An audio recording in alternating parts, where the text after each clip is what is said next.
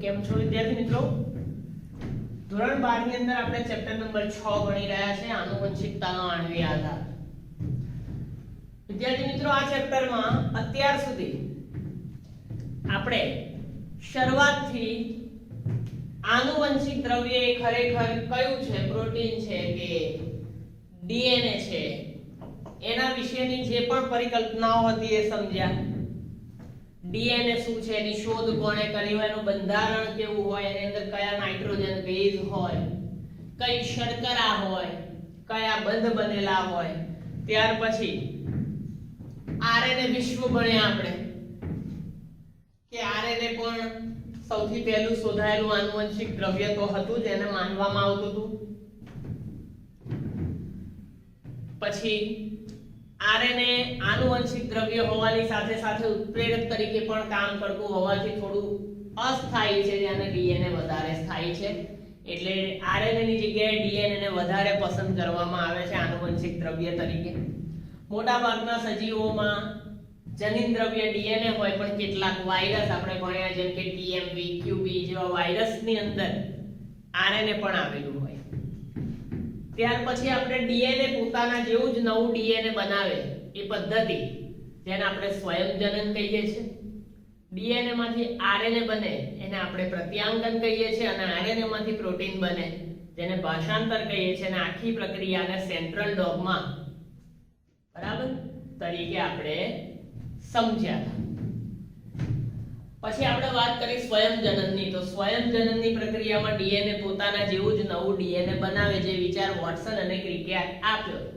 પણ એ પ્રક્રિયા કરવા માટે ડીએનએ આધારિત ડીએનએ પોલિમરેઝ ઉત્સેચકનો ઉપયોગ થાય છે, જેના દ્વારા સ્વયંજનન ચીપીઓ બને છે અને બે શૃંખલાઓ છૂટી પડે છે, જેમાંની એક શૃંખલા પિતૃ શૃંખલા અને એક શૃંખલા નવી બને છે, અને એકમાંથી બે ડીએનએ નું સર્જન થાય છે. ત્યાર પછી ડીએનએ માંથી આરએનએ બનવાની પ્રક્રિયા, જેને આપણે કહીએ છીએ પ્રત્યાંકન. પ્રત્યાંકનની જે પ્રક્રિયા છે એ ડીએનએ આધારિત આરએનએ પોલિમરેઝ ઉત્સેચક દ્વારા થાય છે. જે સમજવા માટે સૌપ્રથમ આપણે આકૃતિ સાથે આગળના લેક્ચર્સમાં બેક્ટેરિયા ઇકોલાઈ ની અંદર આ પ્રક્રિયા સમજ્યા હતા, કારણ કે ઇકોલાઈ ની અંદર એક જ આરએનએ પોલિમરેઝ હોય છે. પ્રત્યાંકનની પ્રક્રિયા માટેના 3 એકમ પણ ભણ્યા: પ્રમોટર, પછી જનીન, એના બંધારણીય અને સમાપન, અને છેલ્લા લેક્ચરો જે આપણે ભણ્યા એની અંદર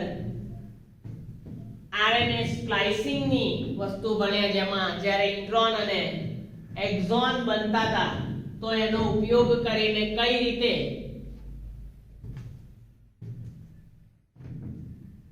એચએનઆરએનએ માંથી એમઆરએનએ નું નિર્માણ કરવું, એ પ્રક્રિયા ભણી.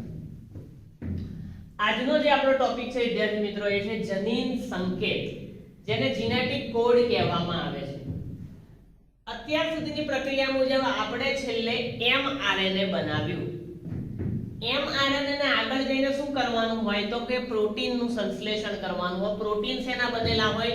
એમિનો એસિડના બનેલા હોય, અને દરેક એમિનો એસિડ માટે એક પર્ટિક્યુલર સંકેતો આવેલા છે, જેને જનીન સંકેતો કહેવાય. જે આ એમઆરએનએ ની શૃંખલા ઉપર આ જનીન સંકેતો ગોઠવાયેલા હોય, એના આધારે અલગ અલગ એમિનો એસિડનું નિર્માણ થાય, અને આમ એમિનો એસિડમાંથી પ્રોટીન બને. એટલે એમિનો એસિડનું નિર્માણ માટે જનીન સંકેત અતિ આવશ્યક છે. એટલે જનીન સંકેતની ખૂબ જ વધારે અગત્યતા રહેલી છે પ્રોટીન સંશ્લેષણમાં. આપણે વાત કરીએ એ મુજબ સ્વયંજનન અને પ્રત્યાંકન, આ બંને પ્રક્રિયા દરમિયાન એક ન્યુક્લિક એસિડમાંથી બીજા ન્યુક્લિક એસિડનું પ્રત્યંકન થાય છે. બરાબર? સ્વયંજનન એમાં એક ડીએનએ માંથી બીજું બને, પ્રત્યાંકનમાં ડીએનએ માંથી આરએનએ બને. છે તો બંને ન્યુક્લિક એસિડ, એટલે સ્વયંજનન અને પ્રત્યાંકનમાં એક ન્યુક્લિક એસિડમાંથી બીજા ન્યુક્લિક એસિડનું પ્રત્યંકન થાય છે, નિર્માણ થાય છે. અને આ પ્રક્રિયા એકમાંથી બીજું ડીએનએ કેમનું બને અથવા ડીએનએ માંથી આરએનએ કેમનું બને એ પ્રક્રિયા આપણે પૂરકતાના સિદ્ધાંતને આધારે સમજાવી શકીએ છીએ. પૂરકતાનો સિદ્ધાંત એટલે કે એક જોડ જો આપણે એક જોડની અંદર નાઇટ્રોજન બેઝનો ક્રમ જાણતા હોય તો બીજી જોડનો નાઇટ્રોજન બેઝનો ક્રમ આપણે આસાનીથી લખી શકીએ છીએ. એટીજીસી વાળી શૃંખલા, બરાબર. એટલે પૂરકતાના સિદ્ધાંતના આધારે કઈ રીતે ડીએનએ માંથી ડીએનએ બને અને ડીએનએ માંથી આરએનએ બને આ બંને પ્રક્રિયાઓને સમજાવી શકાય છે. હવે જે ત્રીજી પ્રક્રિયા છે ભાષાંતર. તો ભાષાંતરની ક્રિયા એની અંદર શું છે તો કે ભાઈ આનુવંશિક દ્રવ્યની માહિતીનું સ્થાનાંતર કરવાનું. એટલે ભાષાંતરની પ્રક્રિયા જે આનુવંશિક માહિતીઓ છે ન્યુક્લિક એસિડ પાસે એનું સ્થાનાંતર કરવાની પ્રક્રિયા છે કે જેમાં ન્યુક્લિયોટાઇડના પોલિમરમાંથી ડીએનએ અથવા આરએનએ ની અંદર ન્યુક્લિયોટાઇડ હોય ઘણા બધા, એનો પોલિમર હોય, એમાંથી એમિનો એસિડ બને છે. મેં તમને કહ્યું ને ભાષાંતરની પ્રક્રિયામાં એમિનો એસિડ બનવા જોઈએ. શેમાંથી? તો કે પ્રત્યાંગન થયું. પ્રત્યાંગન થયું એટલે શું બન્યું? mRNA. હવે આ mRNA માંથી બનાવવાનું શું છે? પ્રોટીન.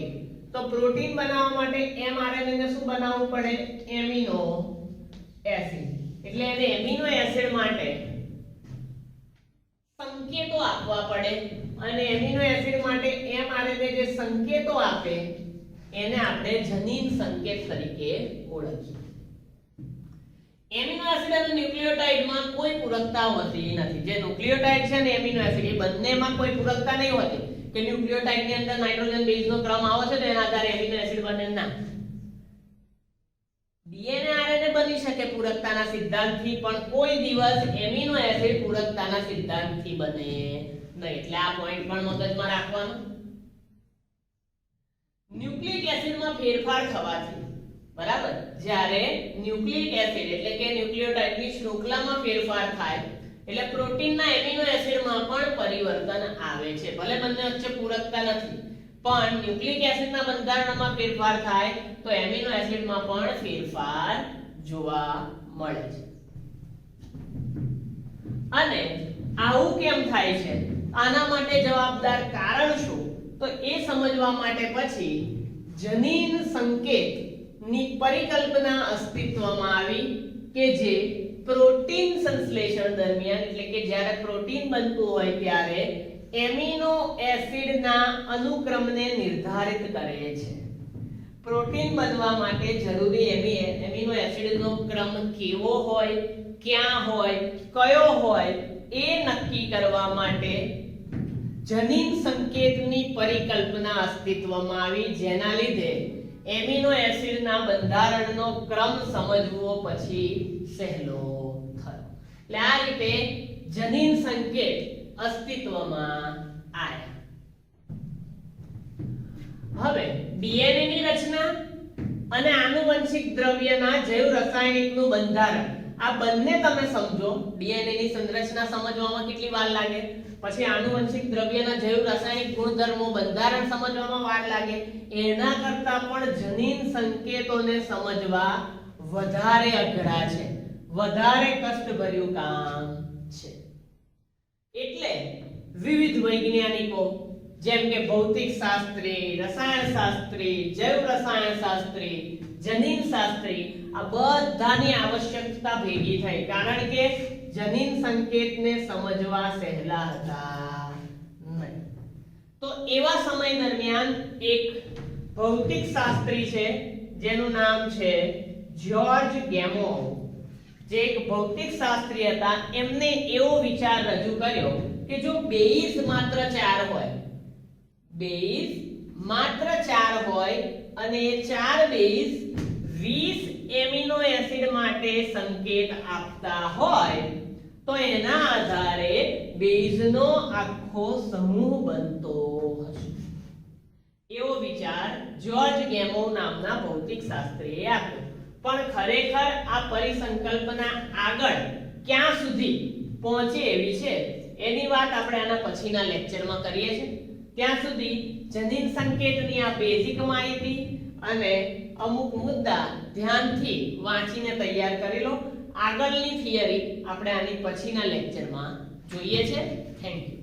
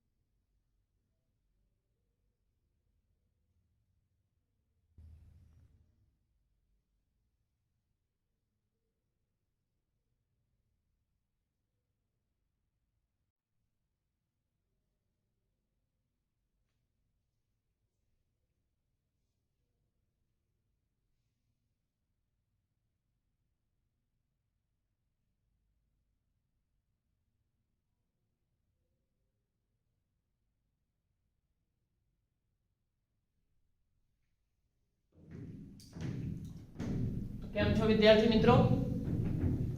ધોરણ 12 ની અંદર આપણે ચેપ્ટર નંબર 6 ભણી રહ્યા છે, આનુવંશિકતાનો આણ્વીય આધાર. આ ચેપ્ટરમાં આપણે જે ટોપિક ભણી રહ્યા છે એ છે જનીન સંકેત. જનીન સંકેત, આ જનીન સંકેત સમજવાની આવશ્યકતા કેમ ઊભી થઈ? તો એના માટે વિદ્યાર્થી મિત્રો આપણે જે પ્રમાણે આગળના લેક્ચરમાં ભણ્યા એ મુજબ કે જ્યારે પ્રત્યાંકન અને સ્વયંજનનની પ્રક્રિયાઓ વિશે વાત ખબર પડી, એટલે કે પ્રત્યાંકન અને સ્વયંજનનની પ્રક્રિયા સમજ્યા, ત્યારે પ્રત્યાંકન અને સ્વયંજનનની જે પ્રક્રિયાઓ છે એના આધારે એવું ખબર પડી કે એક ન્યુક્લિક એસિડમાંથી બીજા ન્યુક્લિક એસિડનું પરિઅંકન થાય છે અને આખી પ્રક્રિયા પૂરકતાના સિદ્ધાંત પર કામ કરે છે. હવે એની પછીની જે પ્રક્રિયા સમજવાની હતી એ હતી ભાષાંતર, એટલે કે આરએનએ માંથી પ્રોટીન બનવું. ભાષાંતરની પ્રક્રિયામાં જે આનુવંશિક દ્રવ્યની જાનનિક માહિતી છે એનું સ્થળાંતરણ કરવાની પ્રક્રિયા છે અને એમાં જે ન્યુક્લિયોટાઇડ છે એ ન્યુક્લિયોટાઇડમાંથી એમિનો એસિડનું સંશ્લેષણ કઈ રીતે થાય એની વાત છે.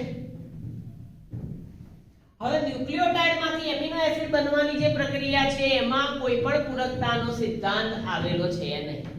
જેમ ડીએનએ માંથી ડીએનએ બને, ડીએનએ માંથી આરએનએ બને, બંને પ્રક્રિયા પૂરકતાના સિદ્ધાંત પર કામ કરે, પણ જ્યારે ન્યુક્લિયોટાઇડમાંથી એમિનો એસિડ બને છે તો એને પૂરકતાના સિદ્ધાંત સાથે કોઈ લેવા દેવા છે નહીં. પણ છતાં પણ જ્યારે ન્યુક્લિક એસિડના ન્યુક્લિયોટાઇડની અંદર અનુક્રમમાં ફેરફાર થાય તો એના આધારે એની અસર એમિનો એસિડની અંદર પણ થાય છે. તો આવું કેમ? તો એને સમજવા માટે જનીન સંકેતની પરિકલ્પના અસ્તિત્વમાં આવી. શું થયું? જનીન સંકેતની પરિકલ્પના અસ્તિત્વમાં આવી. આ વસ્તુને સમજવી થોડી અઘરી હતી અને આ જનીન સંકેત દ્વારા કઈ રીતે એમિનો એસિડમાંથી પ્રોટીન સંશ્લેષણની પ્રક્રિયા થાય, એના અનુક્રમ કયા હોય વગેરે સમજાવવામાં આવ્યું. હવે અત્યાર સુધી આગળની થિયરીમાં આપણે ડીએનએ ની સંરચના, આનુવંશિક દ્રવ્યની અંદર થતા જૈવ રાસાયણિક ફેરફારો સમજવા જેટલા અઘરા લાગે એના કરતા પણ વધારે અઘરું જનીન સંકેતને સમજવાનું હતું. એટલે આ વસ્તુને શાંતિથી સમજવા માટે ઘણા બધા વૈજ્ઞાનિકોની આવશ્યકતા થઈ, જેમ કે ભૌતિક શાસ્ત્રી, રસાયણ શાસ્ત્રી, જૈવ રસાયણ શાસ્ત્રી, જનીન શાસ્ત્રી. અને એવા જ સમયે એક ભૌતિક શાસ્ત્રી જેનું નામ હતું જ્યોર્જ ગેમો, એમને એવું કીધું કે જો બેઝ માત્ર 4 હોય અને એના દ્વારા 20 એમિનો એસિડનું સંકેતન થતું હોય તો આ બેઝનું આખું એક ગ્રુપ આની અંદર કામ કરતું હશે. જે મુજબ આ વૈજ્ઞાનિક જ્યોર્જ ગેમો, બરાબર, વૈજ્ઞાનિકનું નામ છે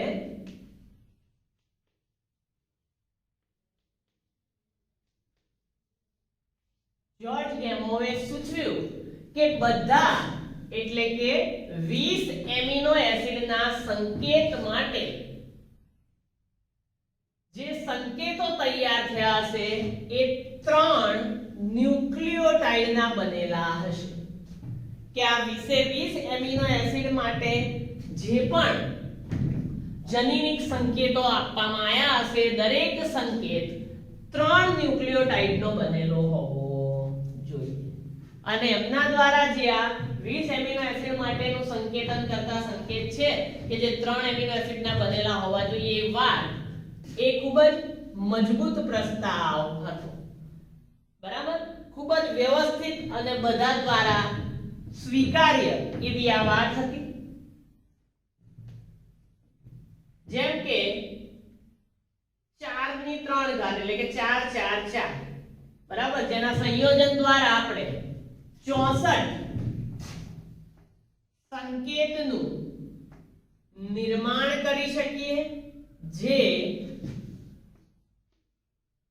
20 એમિનો એસિડ માટે સંકેત આપે છે આ જ્યોર્જ ગેમોવે જે પણ પરિસંકલ્પના રજૂ કરી એના દ્વારા 64 સંકેત બને જે 20 એમિનો એસિડનું સંકેતન કરે અને આ સંકેતો આપણે જે એમિનો એસિડ બનાવવા માટે જરૂરી સંકેત હતા એના કરતા ઘણા બધા વધુ હતા એટલે આસાનીથી એ સમજી શકાય બધા 20 એમિનો એસિડ એમાં આવી જાય એટલા માટે આ જે પ્રસ્તાવ હતો જ્યોર્જ ગેમોવનો એને મજબૂત પ્રસ્તાવ ગણવામાં આવે છે હવે આ જનીન સંકેત કેવા હોય તો જનીન સંકેત હંમેશા ત્રિઅક્ષરીય હોય અને એનું પ્રમાણ આપવું એ અત્યંત કઠિન વસ્તુ છે સંકેત હંમેશા 3 અક્ષરીય હોય એનું પ્રમાણ આપવું એ ખૂબ જ અઘરી વસ્તુ છે એ સમયે હરગોવિંદ ખોરાના એક વૈજ્ઞાનિક છે જેમને નિશ્ચિત બેઝની જોડાણવાળા આરએનએ ના અણુ હરગોવિંદ ખોરાના દ્વારા નિશ્ચિત બેઝ જોડાયેલા હોય એવા આરએનએ ના અણુના સંશ્લેષણની રાસાયણિક પ્રક્રિયાની શોધ કરી 1 માર્ક્સમાં પૂછાય એવો પ્રશ્ન નિશ્ચિત બેઝ વાળા આરએનએ ના અણુ ના સંશ્લેષણની રાસાયણિક પ્રક્રિયા આપી અને માર્શલ નિરેનબર્ગ નામના વૈજ્ઞાનિકે પ્રોટીનના સંશ્લેષણ માટે કોષ મુક્ત પ્રણાલી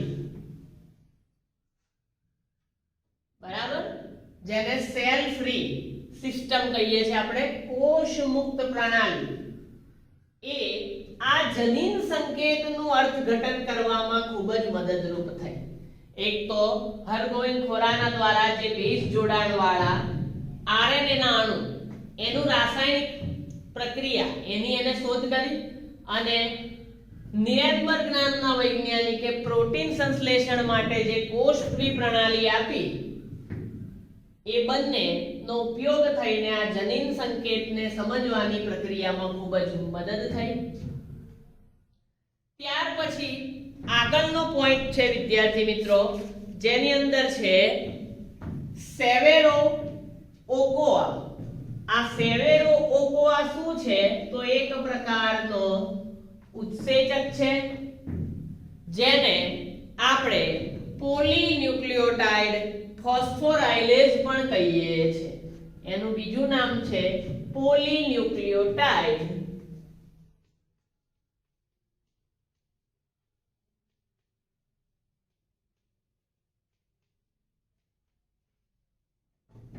ફોસ્ફોરાયલેઝ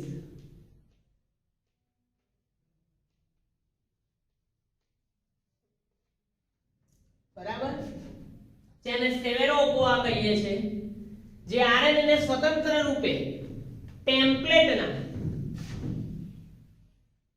નિશ્ચિત અનુક્રમો સાથે બહુલીકરણમાં સહાયતા કરે છે એટલે ટેમ્પલેટ શૃંખલામાંથી નવી શૃંખલા બને ને બરાબર તો એ ટેમ્પલેટ ના જે અનુક્રમો છે એનું બહુલીકરણ કરી આપે છે, મદદ કરે છે શેની અંદર?